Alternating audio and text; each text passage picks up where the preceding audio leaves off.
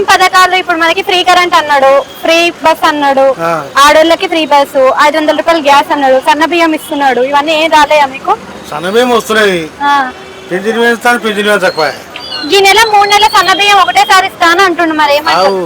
బిడ్డ అట్లా అంటలేను. లేడీస్ కు ఇంటికి 2500 ఇస్తాడా, అవి లేవు. గ్యాసులు 500 అవి లేవు. ఒకటి కోపం బియ్యం సన్న బియ్యం ఇస్తాడు, అవి ఇచ్చిండు. పింఛన్ వేస్తాడు, అవి లేవు. ఏముందా?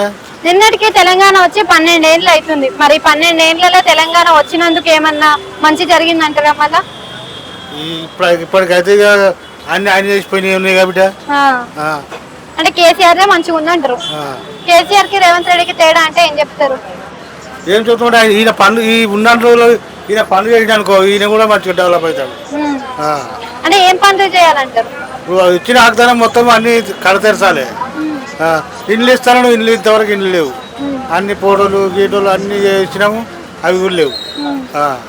జాగ లేదు అని అంటుండు, కొంచెం టైం ఇవ్వరి అని అంటుండు. మరి టైం ఇస్తే వస్తాయి. జాగ ఉన్నాయమ్మా, మాకు జాగ ఉందాలనే కట్టిమంటే కట్టిస్తలేడు. అంటే కరెక్ట్ అప్లై చేసిండ్రా మీ సేవలో మీరు?